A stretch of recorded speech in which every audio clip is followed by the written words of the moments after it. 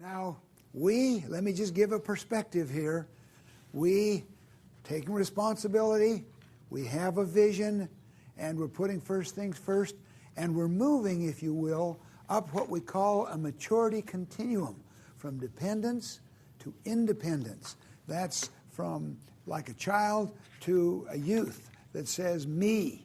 But this family life is interdependence. It's a we. So we're moving from now me to we. And the first habit to help us move that forward is to think win-win, or to think mutual benefit. Not just win for me, mutual benefit, win-win. We're going to have some fun with this one. And I'd like you, each of you has a balloon at your table. Would you each take a balloon? Okay, we good here? All right. This habit is not win-win. It is think win-win in your families. It is, I want a win for my teenage son. I want a win for my husband. I want a win for me. I want to go for win-win. I don't want to go for lose-win. I want to think win-win. And part of understanding what it means to think win-win is to understand something we call the emotional bank account. Now, we use a metaphor of a bank account because everybody knows what a bank account is. You put $500 in the bank, and you could draw out $50 or $100 or $200. If you try to draw out $1,000, you're in trouble.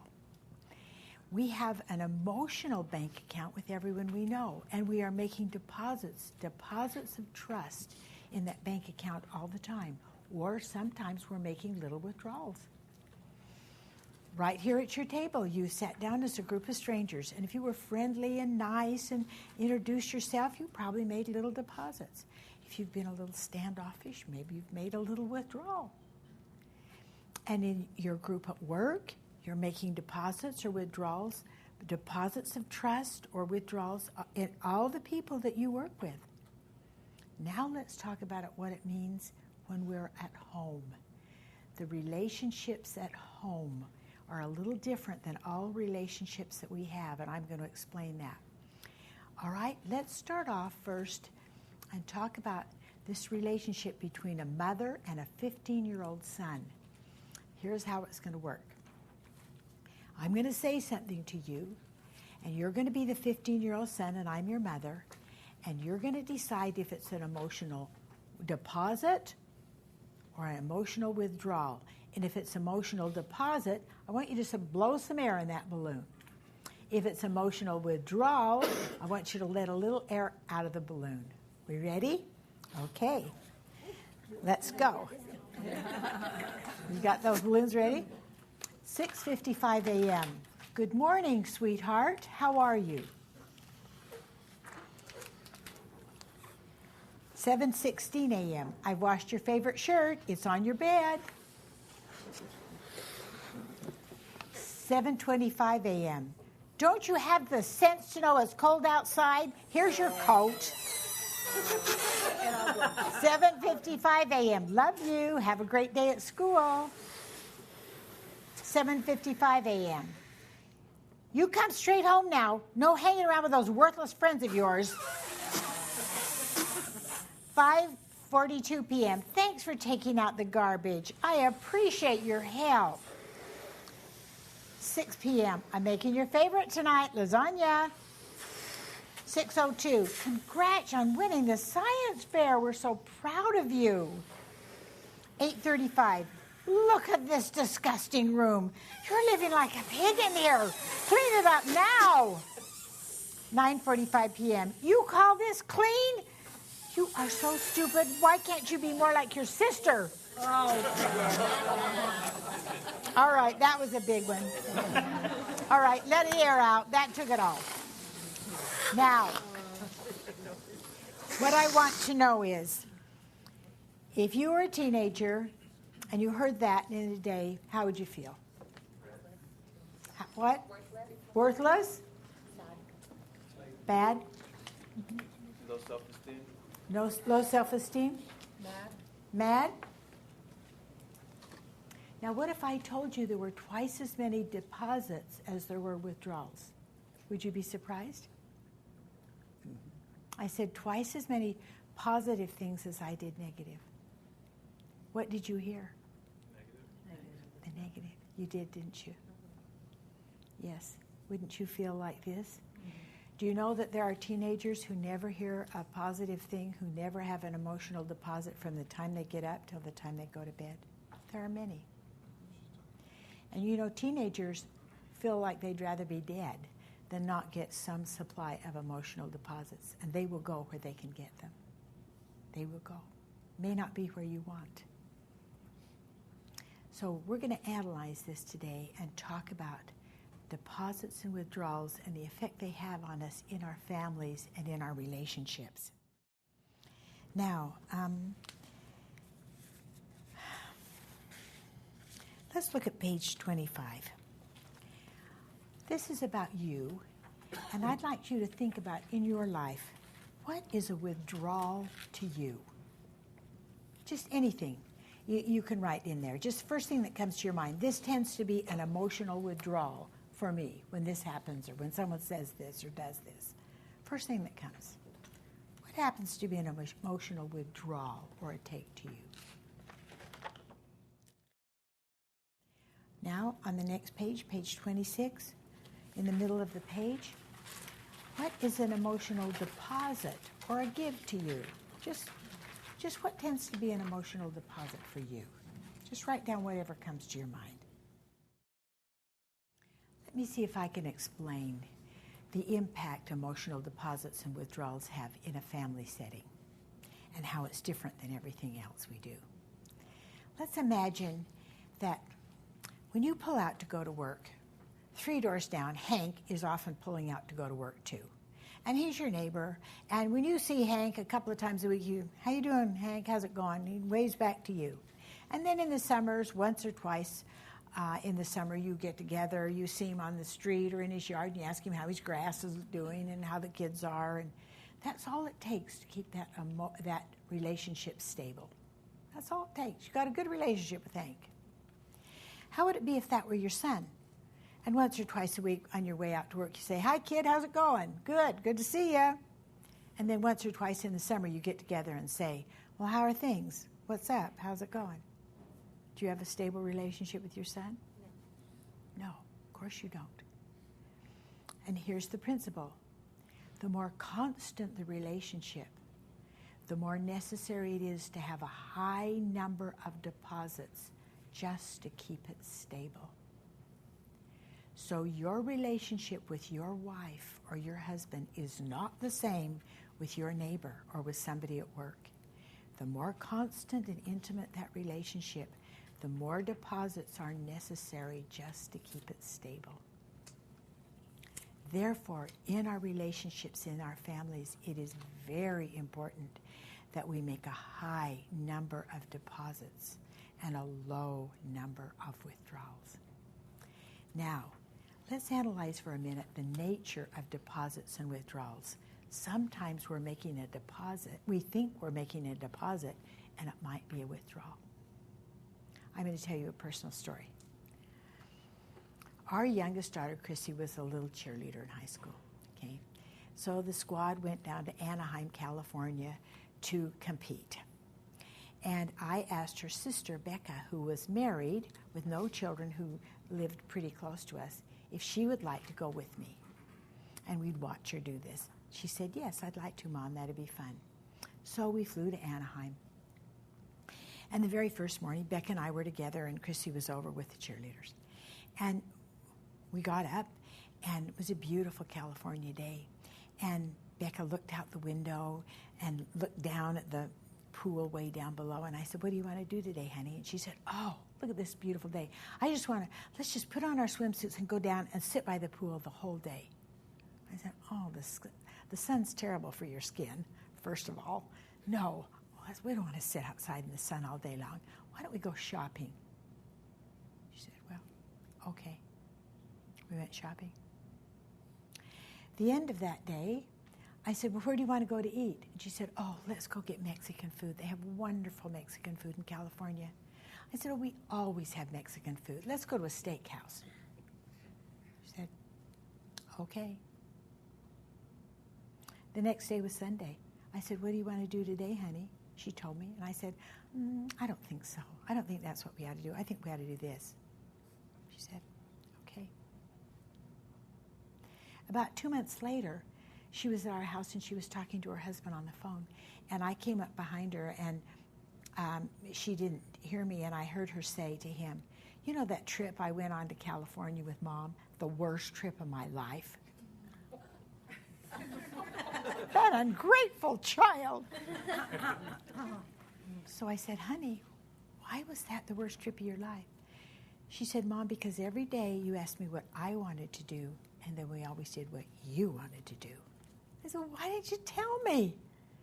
She said, well, you invited me to go. You paid for the plane. You paid for the hotel. You paid for all the food. You paid for everything. You invited me. And I thought, oh, well, okay, I'll just do what Mom wants. Who decides if it's a deposit or a withdrawal? The giver or the receiver? The receiver. I thought I made a big deposit. I made a withdrawal. Have you ever given anyone a gift that you were sure they were going to love because you loved it and it was a withdrawal and not? Anything come to mind you'd be willing to share? None of you men have ever given your wife a lawnmower for Mother's Day or anything? We learned that a long time ago. Most people learn this the hard way. When you want to make an emotional deposit, find out what they would like to do. What's a deposit for them, not a withdrawal. What we'd like you to do is to take a look at the bottom of 26 and identify one member of your family. And suppose what would be a deposit to them, and suppose what would be a withdrawal to them. Just take, if you're married, your spouse, put that down. Just for the fun of it, what are some of your, what is a deposit to you? Let's just hear. If you kids, you love them? Pardon? When you say somebody like your kids, I love you, or Yeah. compliments. Compliments. Deposit to you. Understood. Feel understood. That's a deposit. Appreciation. Appreciation. An expression of appreciation. Genuine. Now, I just want to say this. Whatever you do, don't use this in a manipulative way, because that's not the very core for habit number 4 is acceptance, not rejection. And when you do it, use it in a manipulative way, you're manipulating people. Don't use this ever, these 7 habits, in a manipulative way. Let me show you what I mean as it comes out of your own personal experience. Turn to page 28, would you? It's called Understanding the Emotional Bank Account and Service. What does service mean? Will somebody read that statement on service by the educator Brian Hinckley? Anybody? Jeff? Service is the dividing line which separates 2 groups of the world: those who lift and those who lean, those who contribute and those who only consume. To give encouragement, to impart sympathy, to show interest, to banish fear, to build self-confidence, and awaken hope in the hearts of others. In short, to love them and to show it is to render the most precious service. So let's put this to test in our lives. In the space below, complete the following. Think of a time when somebody lifted your spirits. What did they do? How did you feel? Would you just take a moment and think of a time when somebody really lifted your spirits? Somebody share what happened? What did they do? Please. I volunteer at my daughter's class twice a week, and on one occasion where I was telling her, you are in control of your weather, And then when she first heard it, she responded saying, I don't have any with. So then I start to give in more detail, and I saw that light bulb, because you don't let other people's action or words to change how you feel inside. And so that light bulb went on, and I can see from that day on, her behavior in class is a little bit different. Wow. It's powerful to see that light, and that was meaningful. That was really satisfying to you. Yeah. Now, you were thinking win-win. You were thinking unselfishly. You were thinking of her welfare and teaching her. Wonderful. Anybody else? Amy. Please. Amy? My mother passed away in high school, and it was just when I turned, I was just turned 17, a week after I turned 17. And so then in high school, friends call, really wanting to be meaningful and ask, caring what happened. But at that time, it was too painful to really talk. But one of my friends called and said, Amy, I just want you to listen. It makes me emotional now. She said, if you ever want to talk, I'm here to listen. Wow. But never asked me to have to respond. That was powerful. That was thinking of your welfare and not of theirs. That's a powerful example. That's win-win thinking. That's leadership contribution thinking, mutual benefit thinking. Anyone else? An experience. Please, Ruth. Lately, my mother-in-law we've been caring for my mother-in-law. She just went through major surgery, and I leave home early and I get home pretty late. And she always wakes up for me, even though she's very ill. And she jokes a lot with me and all of that. And the other night I was home pretty late, and I thought she was asleep, so I just bent over to give her a kiss. And she just reached down and held on to me, and she says, I just want you to know that I appreciate everything you do for me. Never forget that. And I do very little for her, I consider, because I'm hardly there. But just hearing that from her made me feel really, really good. I rarely have those moments with my mother-in-law, but that was very special to me. Isn't that powerful? When you think about that kind of leadership, when you're thinking about someone else, win-win, mutual benefit kind of thinking. My brother Steve, as my mother got older, made a commitment to call her every week. And it built such a bonding. He didn't need to do that, but he did it because he was thinking win-win. The next one is, think of a time when you lifted someone. What did you do? What happened when you lifted someone? Would somebody share something that was an opportunity for them to serve? Yes, please, Pete.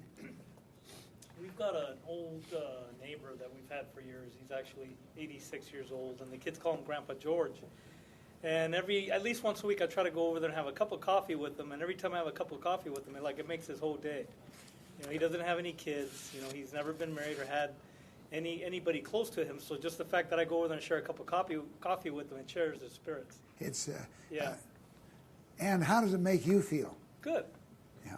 Yeah, I mean, he's a good guy. He's always been good to us, and we've always tried to pay him back, by visiting him and sharing some time with him. People can say, well, think win-win. But the real spirit in the family of thinking win-win is thinking mutual benefit. I want you to prosper. I want you to be happy. And my own personal experience is it makes me happy. Thank you for sharing that, Pete. It's beautiful. All right, just one closing thing on this emotional bank account. You've heard of the love languages. And for those of you who are married, find out what the love language is for your spouse. Personal, whether it's words of affection, acts of kindness, physical touch. The best way to find out is to ask. Ask. What would be an emotional deposit for you? What would be an emotional withdrawal? Don't make the mistake that I did with my little girl. I'll never forget that. I adore her. And I'll always remember that, but I'm very sensitive to her now. And that was a wake-up call for me. So ask people, ask your teenager, what's an emotional deposit for you? Personally, I think the words I love you for the people that you truly love are always an emotional deposit. But if I were to ask you here, how many of you here regularly heard the words I love you spoken to you growing up? Very few of you would raise your hand. Very few of you would. Maybe none of you. You would say, I knew I was loved, but I never heard those words from my mother's lips. Or I never heard those words from my father's lips. Some people say, I'm just not the type. Become the type. Some people say, we just don't say that in our culture. Change your culture. For people you love, it's a huge emotional deposit every time. All right, let's move on to the other aspect of think win-win. Okay. Would you all please turn to page 29? And we're talking about 4 ways of thinking. One, in the upper left, I get the remote and you get nothing. Here's the remote. That's what? Win-lose. The other is lose-win, you get the remote and I get nothing. Lose-lose, we argue and throw the remote against the wall, and win-win, you and I decide together to turn off the TV and play cards. Okay? Should we demonstrate? Yes, let's demonstrate this. But now you've got to guess which is my mindset. We're taking, by the way, how many people does it take to think win-win? It only takes one. It only takes one person to think win-win. It's a win-win mindset. Okay? All right. Does Now, that make sense? They seem to be stumped, but do you see what I'm saying? I've had many people come to me and say, my husband, he doesn't think win-win. He doesn't think win-win, so it's not going to work. Well, so what do? You stay in your circle of control, and you say, I'm going to think win-win. That's what I'm going to do. So you've got to tell me what my mindset is. Oh, John, this we basketball, have 2 this is TVs, so fun. and the other one is broken, Telling you. and we haven't had it Look at repaired or that. bought a new one. And I wanted What like is it a new that you flat want, screen, sweetheart? but you don't seem to Oh, want one. look at that. And you have been watching that basketball playoff. These are the every playoffs, night sweetheart. this week. This is the playoffs. I know. I don't think Kobe. TV I think I want to watch TV tonight. I have a favorite program. It's the Cooking Channel. It's important to me. what's my mindset? Oh. It's win. It's win. So you might just as well be down here just thinking me. They're not moving to we. It's just me. It's win-lose, if you ask me. Yeah. Nobody asked you. Okay, you got the first one. Okay, tell us which one's the next one. Oh, boy, look at John, this basketball. I That can't is so wait great. to watch TV tonight. It's I Martha know, Stewart. but you know, And my she- dad's watching the I basketball. know, but let me tell you, my I've got to watch it grandpa's tonight. watching the basketball. She is telling you how you Martha can decorate. Stewart? Martha Stewart. I thought she was in prison. She's been out of prison for years. She's better than ever. And it's how to decorate your whole house with pine cones you find on the ground. You can Pine make cones. wreaths and you can decorate candles. you These- can do it this free. is the playoffs. And she's going to show how to decorate your entire Okay. house with pine cones. Go ahead. And you can do the whole Get your house way. free. Thank you. You always do. Thank you. Thank you. Thank you. What's my mindset? Lose, win. And aren't I wonderful? I'm just You always get your way. Thank you. You see, that's not wonderful, by the way. Okay. By the way, going for win-lose or lose-win is a lose for your relationship. Okay, it's lose-lose for your relationship. Okay. Oh, this basketball. You got to guess which one. Oh, this is great basketball. John, I love this basketball. It's Dancing with the Stars. I am watching it.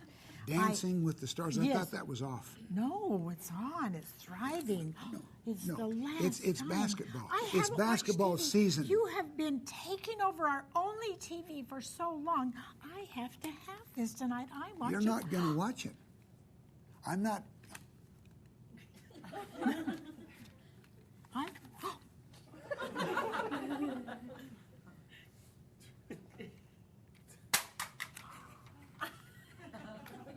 okay, what was that? What was that? What was my mindset? Lose, lose. If I'm going down, you're going down with me. I'm going down, and I love it.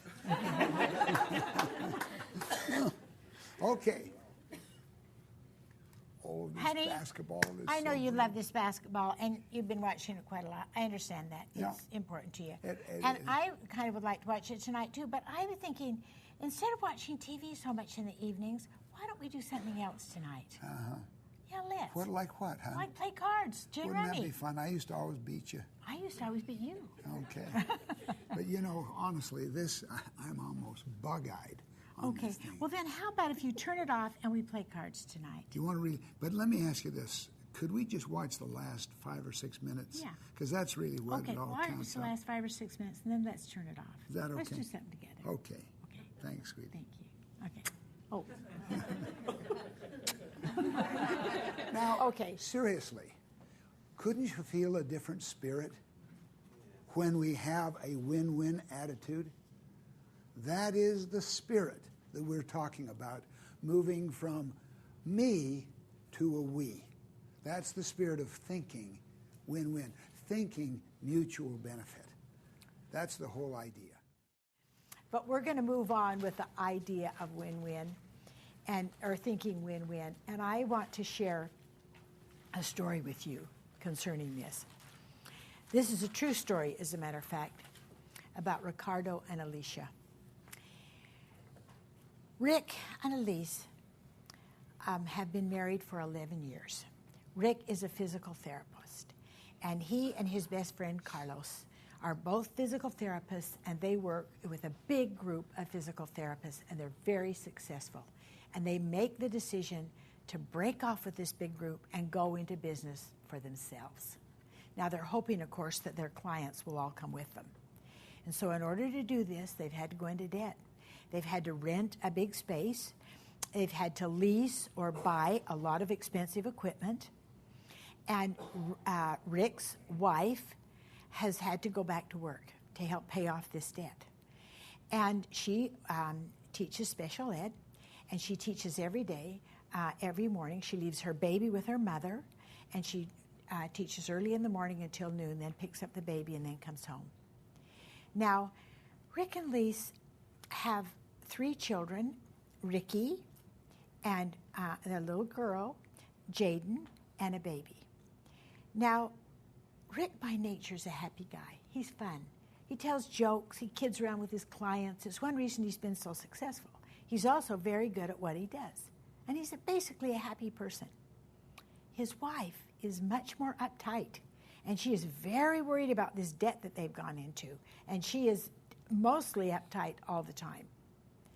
And in order to pull this off, Rick and Carlos both now have to work every single day from 6 a.m. in the morning until 8 o'clock at night and half a day on Saturday.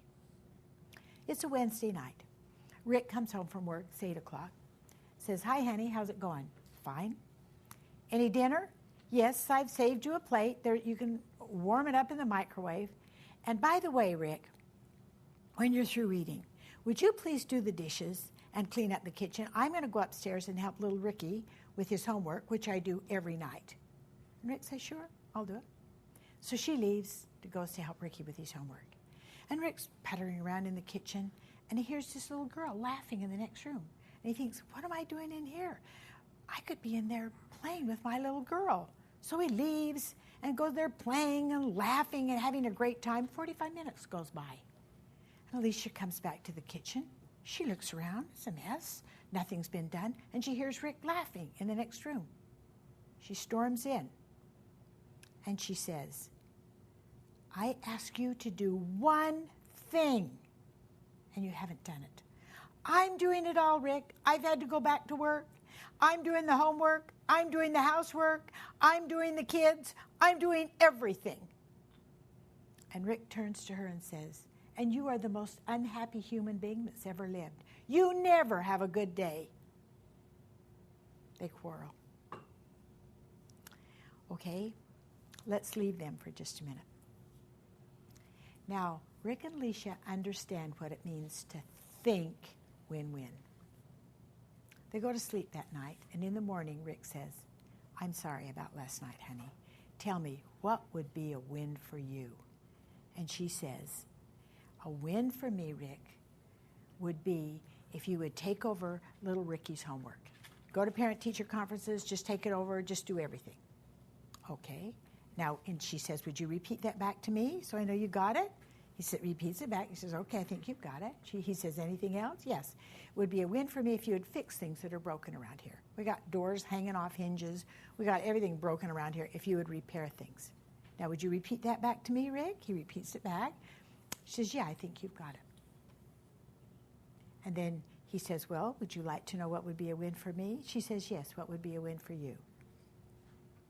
He said, I just want to walk in the door and see you smile. He said, I know we've got big debt now. I know I'm working longer hours, but we love each other. We love our children. We can still be happy, Lisi. We can still be happy with what we have.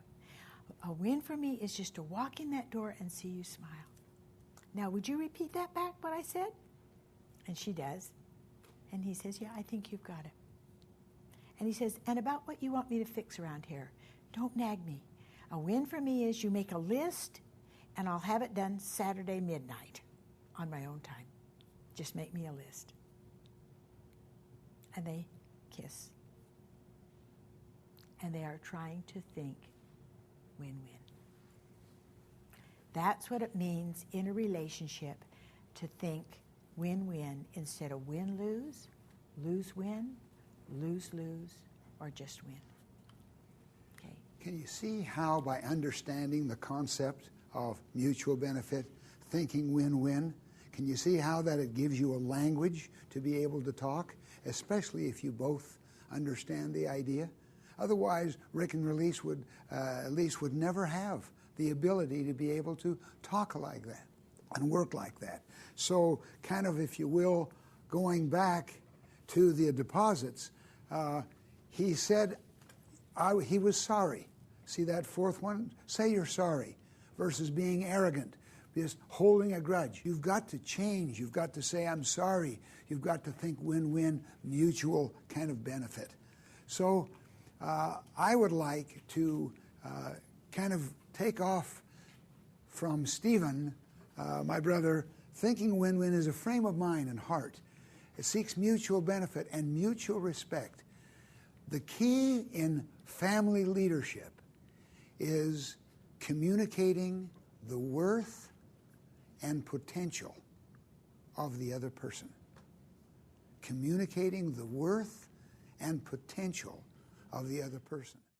I'm going to give you a video. It's a classic video. It's called Green and Clean.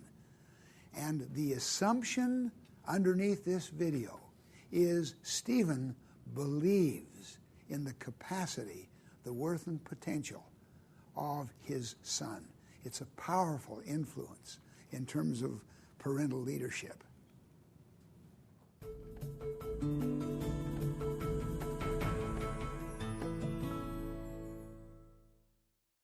You know my green and clean story. My little son agreed in a family meeting to take care of the yard. Son, your job is green and clean. It has nothing to do with watering.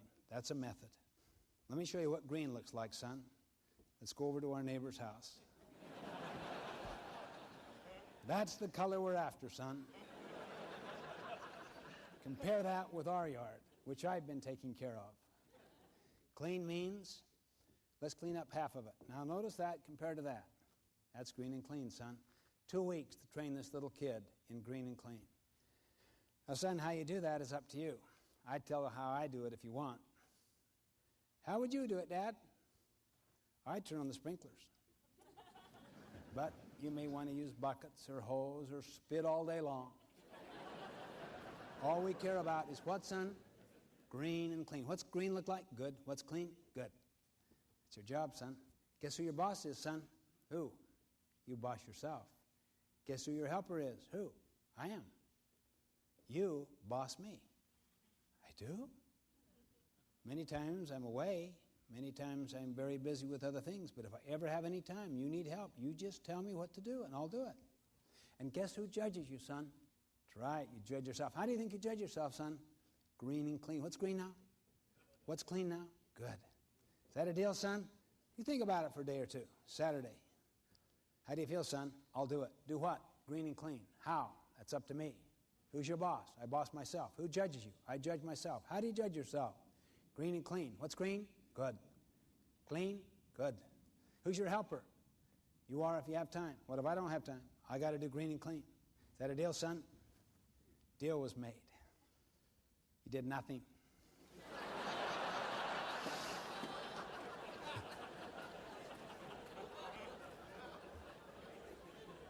2 weeks of training. Nothing all that Saturday. All that Sunday. Monday. It's Tuesday morning. Going to work. Hot. Summer day. Burning up. Yellowing. Neighbor's yard. Green and clean. Manicured. Garbage strewn right down the side lawn from a Saturday night barbecue. Falling out the bottom of the sack. 3 feet from my car. I could rationalize a little away Saturday and Sunday. But Monday, this is inexcusable. I was ready to move to win-lose. Now, son, you get out there, you get over here, or I'm telling, but the moment you do, you kill the goose. You kill effectiveness. You go for efficiency. Yeah, he'll clean that up. And what happens tomorrow when you're not there? Bite your tongue. Reaffirm your purpose. Raise boys, not grass.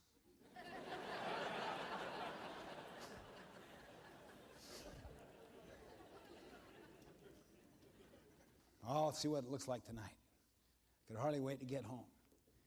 Driving, going around the corner, there where my yard was.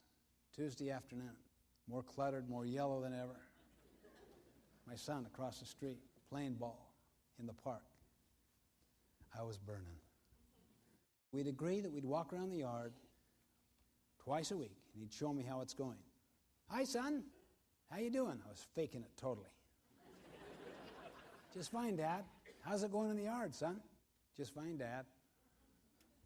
That was his accountability. Why? I violated our agreement. I knew that. That's not what we agreed to do. I bit my tongue. After dinner, why don't we walk around? You can show me how it's going. Before we got to the door, you could see his lip. By the time we got out to the front yard, just open bawling. My, it's so hard. I mean, what was hard? He hadn't done one single thing. I'll tell you what hard is moving up the level of initiative. If you nag people enough, work is the course of least resistance.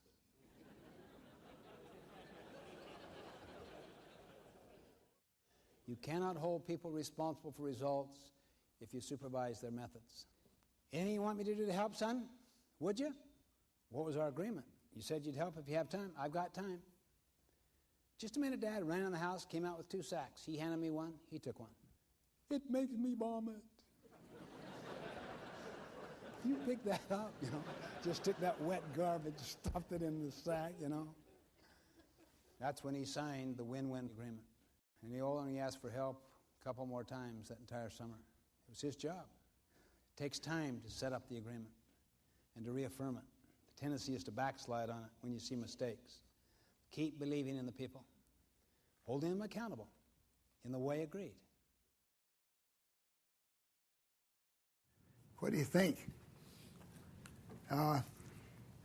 Leadership family leadership,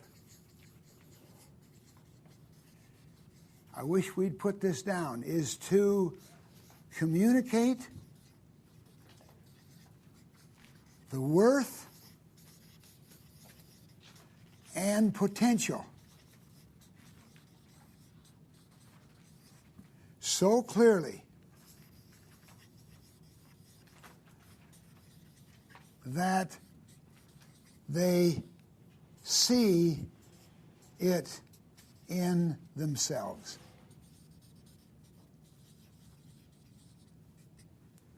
And Stephen has raised some wonderful children to believe in that worth and believe in that potential.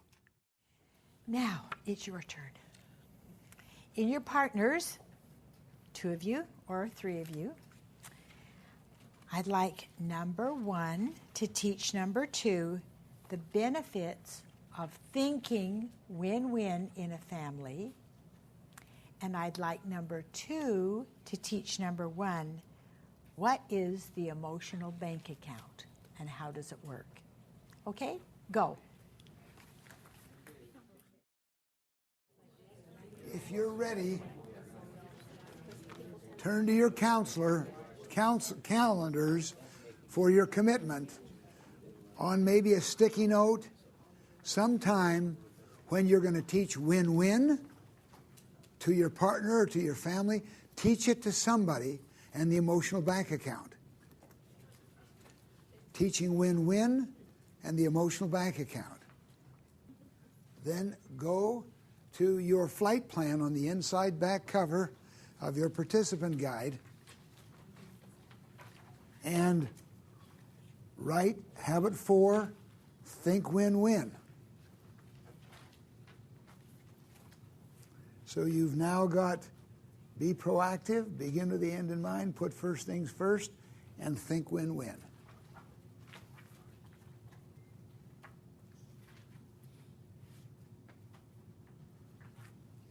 Something you'll do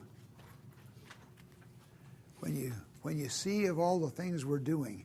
You got a lot of those sticky note pads I can see on the calendars, Carlos, a lot of pads, but you've got a chance to go home and ponder what you would like to do. Now, let me just ask this question.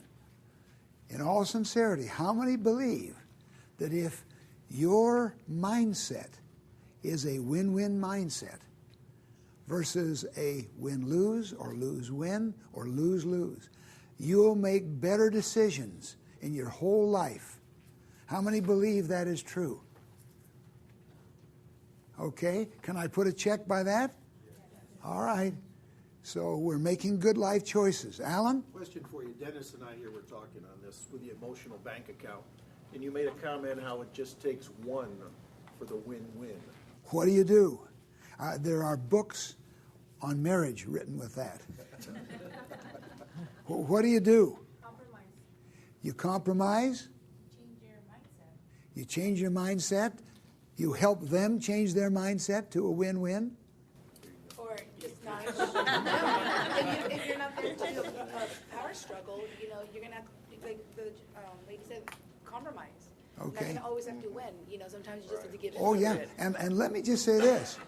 Win-win doesn't mean you have, as a matter of fact, with a mother, her sacrifice, people say, well, you're not winning.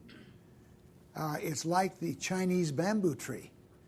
You plant the seed, and for the first 4 years, the sprout maybe looks like that. Nothing. You're disappointed. The 5th year, 80 feet. What's happening? Those 4 years, the foundation, the roots are being laid, and then it comes out. In marriage, family, home, children, you must be patient. And it's a win if whatever happens for a person that has a win-win attitude, because their win attitude is to communicate the worth and potential of the other person. And it may take you a long time.